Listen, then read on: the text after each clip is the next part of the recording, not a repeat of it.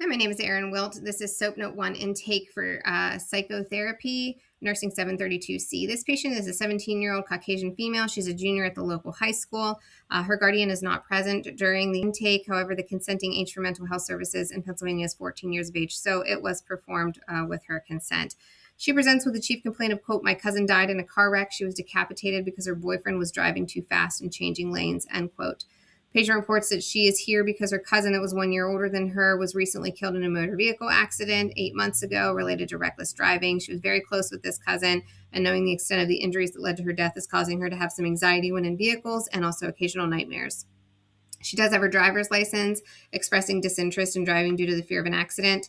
Over Memorial Day weekend, she reports that she was in the car with her older sister and her sister's friends driving on the road in town where her cousin's accident occurred. When, quote, "This car pulled up on us. They were racing to be next to us, and then they got in front of us and brake checked us. Someone's going to get hurt. Like, just leave us alone," end quote. She does not know how to handle these situations, and she's unsure if the people that did that were trying to taunt her and her sister as they do not get along well, or if it was because they know her cousin's memorial is there. She reports they did not contact police after the incident. They just continued driving.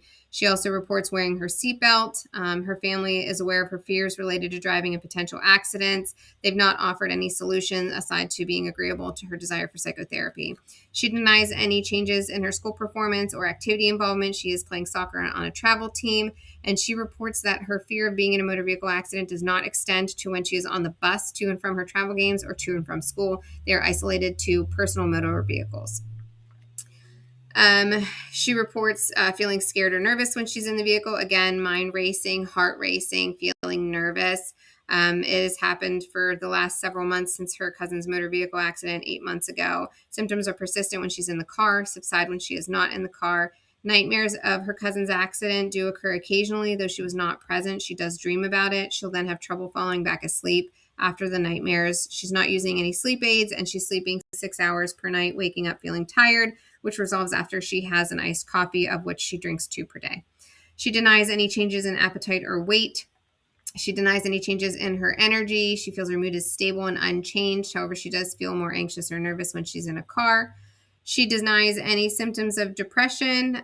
She has anxiety, which does not worsen with separation, but it does extend to her sister when her sister is in a vehicle, so she will typically travel with her to make sure she's safe. She denies any panic attacks, but does confirm the increased heart rate and mind racing when in vehicles. Excessive worry extending only to motor vehicle accidents. Confirms it is difficult for her to manage that worry. Denies any trouble making decisions, any muscle tension, any GI complaints, no nausea, vomiting, or diarrhea. And she does not feel that her worry makes it hard for her to function or complete her self-care tasks. For obsession, she does have potential obsession over motor vehicle accidents. This occurs maybe 1 to 2 times a day if she's going to be in the car. It's moderate when she's in a vehicle and does resolve whenever she's no longer in a vehicle. Aside from that, she does not have any triggers for OCD. She does not trigger for psychosis. For trauma, she does have the recent loss of someone close to her, with her cousin dying 8 months ago. She was close with her cousin. She was not present at the accident, but she does have recall of all of the details, having heard that from her aunt and her mother. And the accident did occur on one of the main roads in town, which she does have to travel frequently. She's presenting with grief over losing her cousin. Symptoms include intrusive thoughts, persistent fear of also being in a motor vehicle accident, anxiety when in vehicles, and occasional nightmares. She is hypervigilant when her sister is going to be in a vehicle as well, again, traveling with her to make sure she's safe. She is not aware of any neurodevelopmental delays.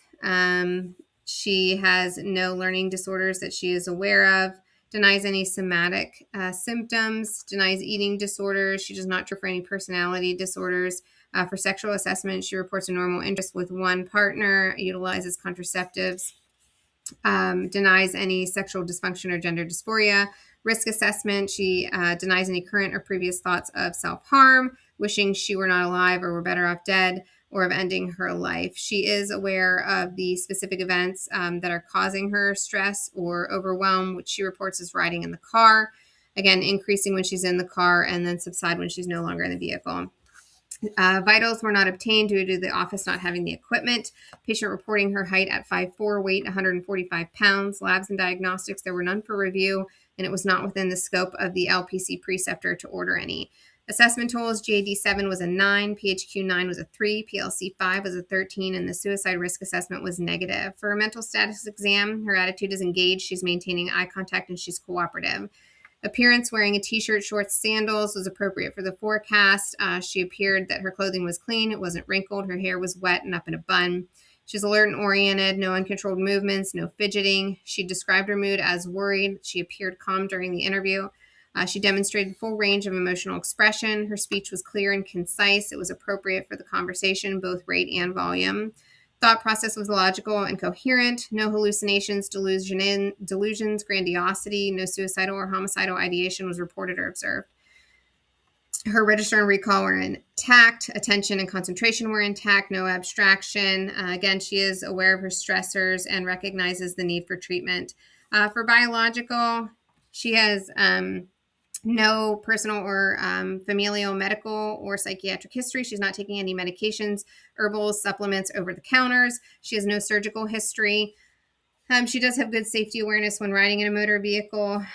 She has symptoms including cognitive distortions with catastrophizing, overgeneralization, and selective attention, racing thoughts related to her safety and potential for an accident. Intrusive thoughts being in a motor vehicle accident, occasional nightmares and hypervigilance, as well as hesitancy towards driving. Symptoms are situationally triggered. She did experience the traumatic loss of her cousin and a distressing incident when she was in a vehicle on that roadway over Memorial Day weekend. She does have supports in her older sister, 4 friends, and her parents. She's involved in soccer. She has academic success. Her diagnosis, a working diagnosis I gave her, was a specific phobia situational type, which is F40.248. My rationale for that was she's reporting fear and anxiety related to riding in a motor vehicle. Fear developed following the death of her cousin. Exposure to riding in vehicles consistently triggers the anxiety, which she characterizes as fear of harm, rapid heart rate, and racing thoughts.